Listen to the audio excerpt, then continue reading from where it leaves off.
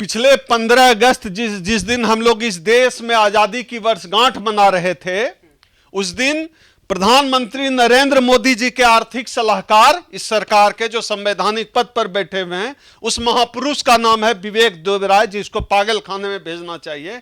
उसने the mint में लेख लिखा कि इस देश का संविधान पुराना है, बदल देना चाहिए, और बाकायदे 8 कॉलम का लेख लिखा प्रधानमंत्री के बहुत करीबी विवेक देवराय ने कि भारत का संविधान पुराना हो गया है, बदल देना चाहिए।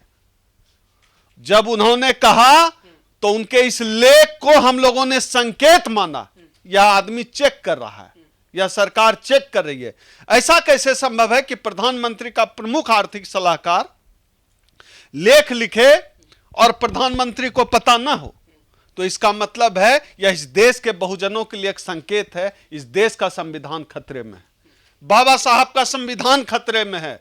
बाबा साहब ने अपने बच्चे की कुर्बानी देकर जिस संविधान को बचाया, जिस संविधान को बनाने के लिए बाबा साहब ने अपनी जिंदगी कुर्बान कर दी, इतने अपमान सहे, उस संविधान को बदलने की तैयारी है।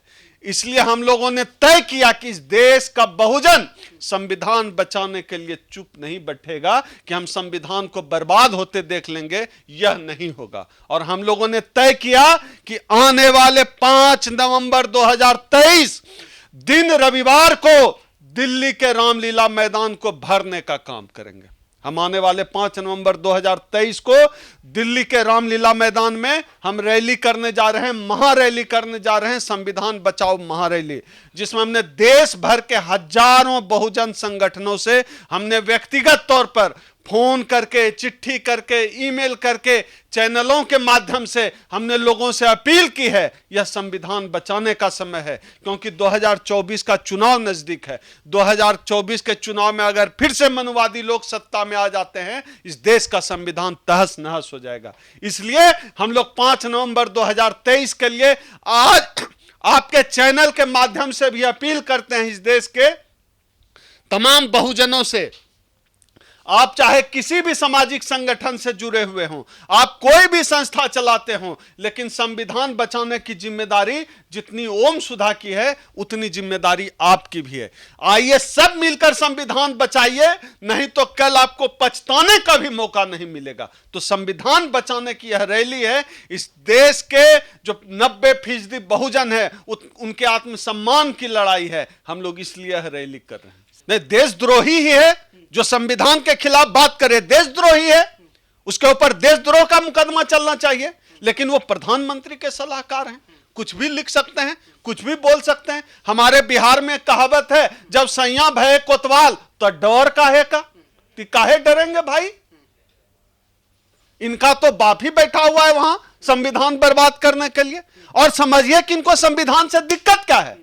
संविधान से दिक्कत यह है कि इस देश में संविधान लागू हो गया तो जिनको नीची जाति का कहा जाता था, जिनको छोटी जाति का कहा जाता था, जो इनके सामने खड़ा तनकर नहीं होता था, आज उनके सामने सीना तान कर खड़ा होता है, उनके आंख से आंख मिलाता है। इस बात से दिक्कत है, इसलिए वो संविधान को बदलना चाहते हैं।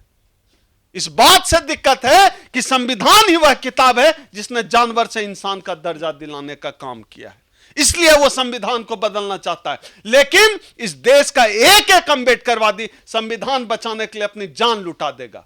5 नवंबर 2023 का दिन इस देश के बहुजन आंदोलन के इतिहास में एक ऐतिहासिक दिन होने वाला है। हमारे राष्ट्रीय अध्यक्ष माननीय डॉक्टर उदित राज जी के नेतृत्व में पूरे देश भर में कार्यक्रम लगातार जारी है। अधिक से अधिक लोगों को जुटाया जा रहा है। हमारा संगठन अखिल भारतीय परिसंघ और पूरे देश में हमारी जितनी यूनिटें हैं 22-23 राज्यों में, पूरे देश में युद्ध स्तर पर तैयारी चल रही है कि 5 नवंबर 2023 को दिल्ली को घेरना पड़ेगा। न्यायपालिका पता नहीं कौन किनके लिए न्यायपालिका है। इस देश के दलितों के लिए, पिछड़ों के लिए, आदिवासियों के लिए तो अन्याय पालिका है, और स्पष्ट कहें तो जनेऊ पालिका है, और स्पष्ट कहें तो ब्राह्मण पालिका है।